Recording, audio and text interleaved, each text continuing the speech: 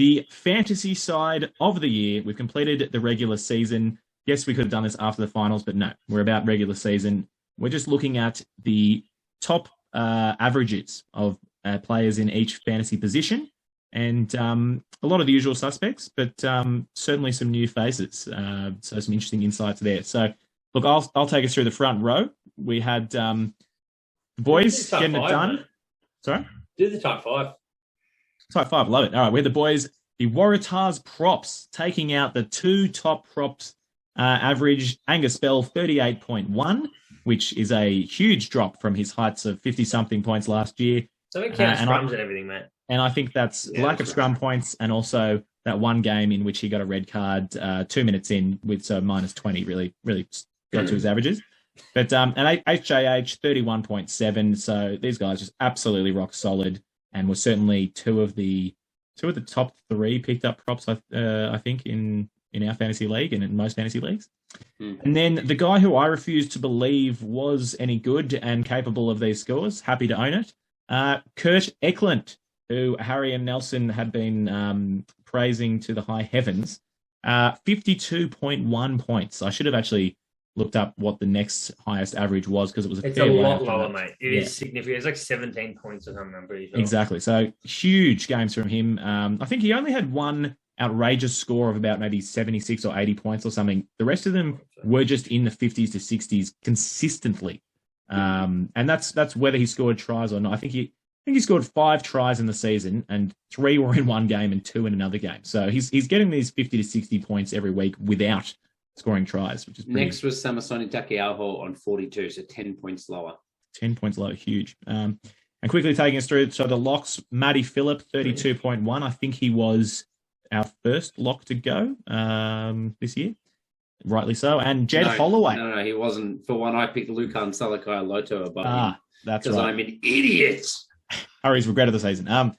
And Jed Holloway, 29.4, so just under that 30 mark, has had an absolutely barnstorming season. Can we just say, that's 3 Waratahs in the top 5. Yeah, very good. That is. That's 4 Aussies in the top 5. I was about to say, unfortunately, that's all for the Waratahs, but I guess 3 out of 15, mate, we'll take it. That's a fifth of the fantasy. Mate, it's fantasy. Not you're clearly not paying attention to the rest of this. But no, sorry, there are more actually. Let's jump into. I was going to say there's an honourable mention in the logs, and I'll just say for Tupou Vaa'i, 29.2, only 0.2 points behind. So very, very close, and he has been pretty bloody good all season for the Chiefs as well. And then we can, we've got a back row here made of number 8s, I suppose, if we're saying Artie is a number 8. 42.7 points. He was the top back rower, followed by Harry Wilson with 39.4, and then Hoskins Tutu with 37.5. So if you're picking a back rower, I can't believe Hoskins ended up that high. I had him the whole season, and he was so disappointing for the first half of the season. It's not that high, really, 37.5. It's the third highest. Yeah, I mean, that's disappointing, really. No, I'm with you, Harry. I am also surprised. He finished.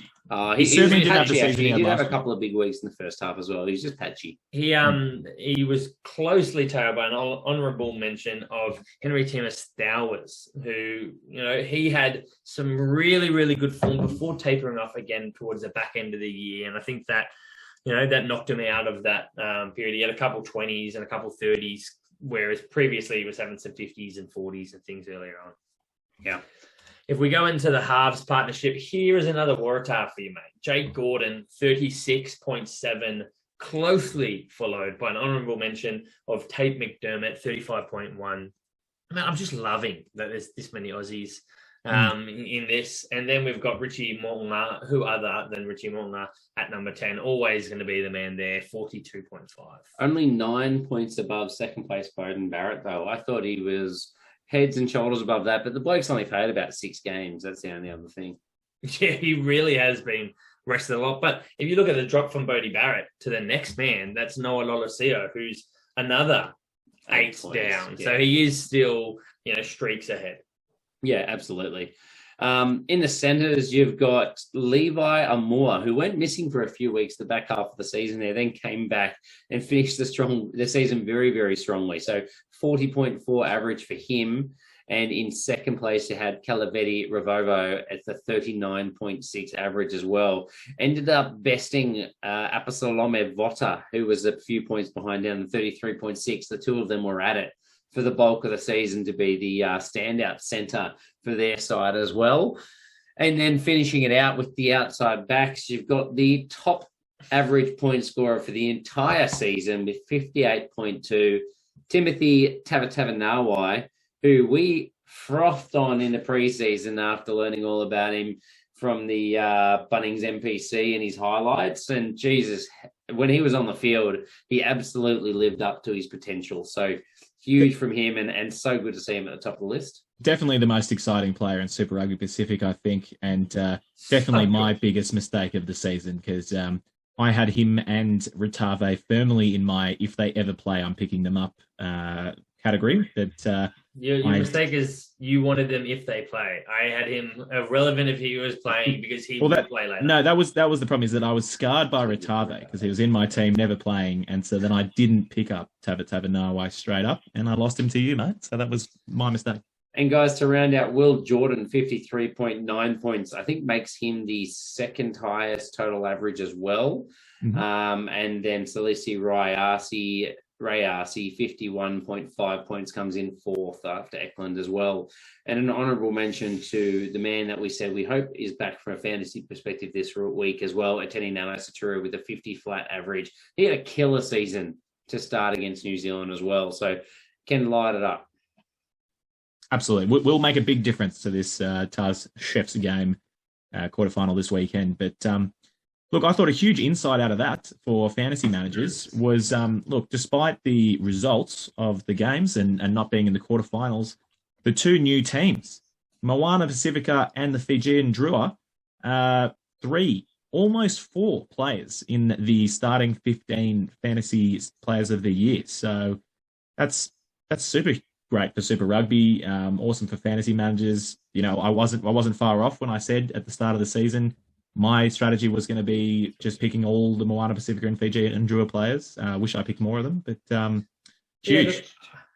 Yeah, it's massive. It just shows the style of footy they play and the threats that they possess.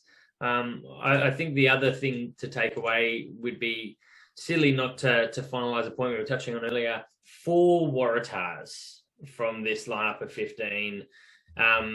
And we had other threats around the paddock. So that's a really promising thing for the Waratahs. Having threats around the paddock and being willing to play a style of rugby where they're going to try to stretch the opposition. And that's entertaining, but it's also very good for fantasy.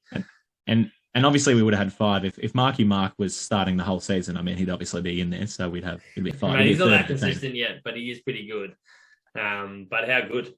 And the other one, sorry, worth mentioning, I didn't finish that off, but with the Moana and Drua, would be reticent to mention, even though he didn't make this fantasy side of the year, Denaya Hambosi. You might be thinking, what? How did he not make it? He was very, very close. He was the 6th top outside back on fantasy averages, 48.7 points, and he did play pretty much every game. I think he sat out for maybe two of them, or maybe 3. I'm not sure, but I mean, he was certainly one of the standouts of the competition. And Geordie Barrett probably would have been in that back 3 if they didn't shift him to the centres with his 49.6. Definitely drops off playing at centre compared to playing at fullback. It's pretty exciting to think about for next season, because you'd have to think that some of the first outside backs to be picked will, if they're playing again next season, will be Tavithavanawai and Hambosi. How good. Did you do the numbers yet, Nels, on when Geordie Barrett did play at centre and when he played at outside back? Because we all know we're going to have to sit down and do it before the semi-final draft. No, I haven't done it yet. If you wanted to send that through to me, that'd be great. Thanks. Yeah. That'd be great. Thanks, mate. Just need to see if I need to pick him up before you. Good. Well, fantastic, guys.